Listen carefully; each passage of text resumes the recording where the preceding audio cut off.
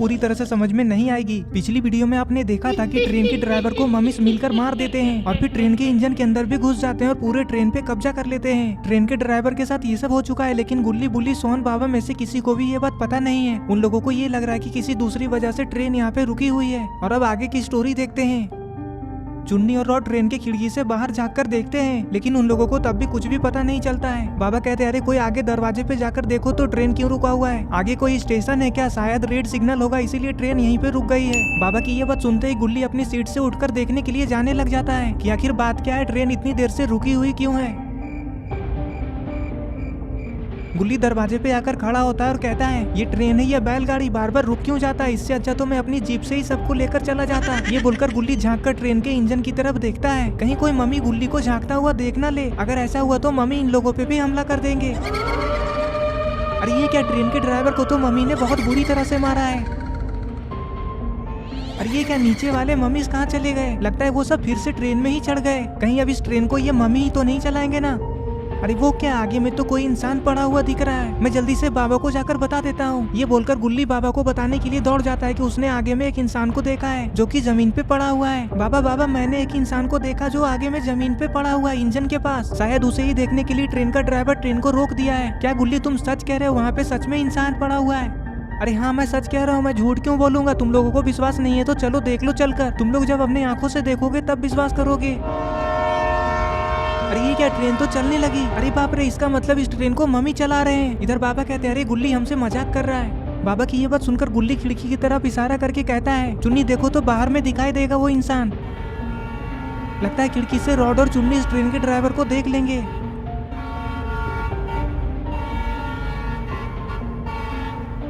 Rod कहता है हाँ बाबा मैंने उसे देखा, वहाँ पे इंसान था, लेकिन मैंने उसका चेहरा साफ साफ नहीं देखा क्योंकि ट्रेन स्पीड में थी ना। गुल्ली बिल्कुल सही कह रहा था।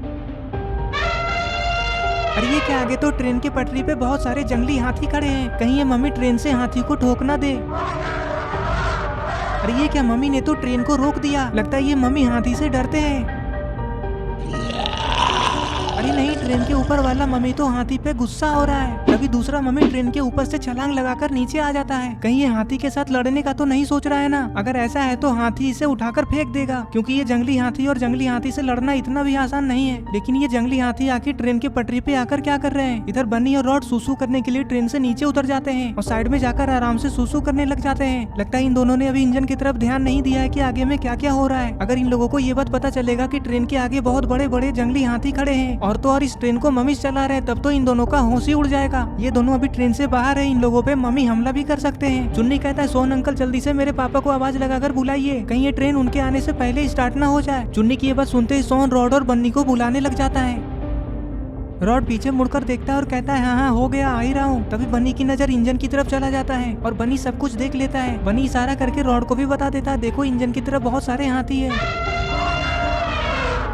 रॉड कहता है अरे वाह इतने बड़े बड़े हाथी, मैंने इतने बड़े बड़े हाथी पहली बार देखा है। इतनी दूर में खड़े होकर देखने से अच्छा है पास में चलकर देखते हैं, यहाँ पे ठीक से दिखाई नहीं दे रहा है। चलो बन्नी आ जाओ मेरे पीछे पीछे। ये बोलकर रॉड और बन्नी दौड़ते हुए इंजन की तरफ जाने लग जाते हैं। लेकिन मुझे लगता है कि इन दोनों को ऐसा नहीं करना चाहिए था। पहले इन दोनों को बाबा से ये बात बोल देना चाहिए था कि इंजन के आगे में जंगली हाथी खड़ा है और इसी वजह से ट्रेन रुका हुआ है। अभी अगर ये दोनों किसी मुसीबत में फंसेंगे तो बाबा भी इन लोगों को नहीं बचा पाएंगे क्योंकि बाबा को भी पता नहीं है कि ये लोग कहाँ जा रहे हैं। ट्रेन के इंजन के पास आकर ये दोनों खड़े होकर हाथी को देखने लग जाते हैं और इधर ये मम्मी हाथी को धमकी देने में लगा हुआ है कि जल्दी से रास्ते से हट जाओ। हाथी के आगे मम्मी को खड़ा देखकर रॉड बनी से कहता है देख रहे हो ना बनी, उस आदमी में कितना हिम्मत है, इतने बड़े हाथी के आगे खड़े होकर उसे धमकी दे रहा है। बनी कहता है अरे पागल, वो आदमी थोड़ी ना है, तुम्हें कुछ ज्यादा ही दिखाई दे रहा है क्या, जरा ध्यान से देखो वो आदमी नहीं वो मम्मी है। और तो और मम्मी ट्रेन के इंजन के अंदर भी है और ट्रेन के ऊपर भी। बनी की ये बात सुनकर रॉड उस तरफ देखता है, पता नहीं अभी तक ये दोनों बाहर में ही घूम रहे हैं। अरे रॉड और बनी कहाँ हो, जल्दी ट्रेन में चढ़ जाओ।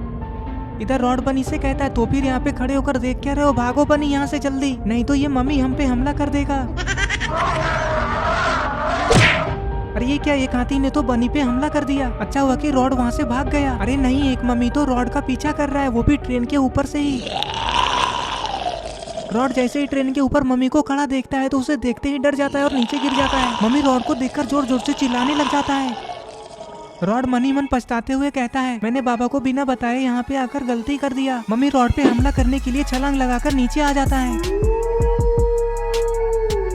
इधर बाबा जैसे ही हाथी के चिल्लाने की आवाज को सुनते हैं तो कहते हैं साइड हटो गुल्ली, बाहर कुछ जरूर गड़बड़ है। ये बोलकर बाबा और गुल्ली दोनों दौड़ते हुए ट्रेन से बाहर जाने लग जाते हैं और इधर ये लोग भी ट्रेन से नीचे उतरकर देखने का फैसला करते हैं। और ये क्या, ये मम्मी हाथी के सूंड में लटक कर क्या कर रहा है।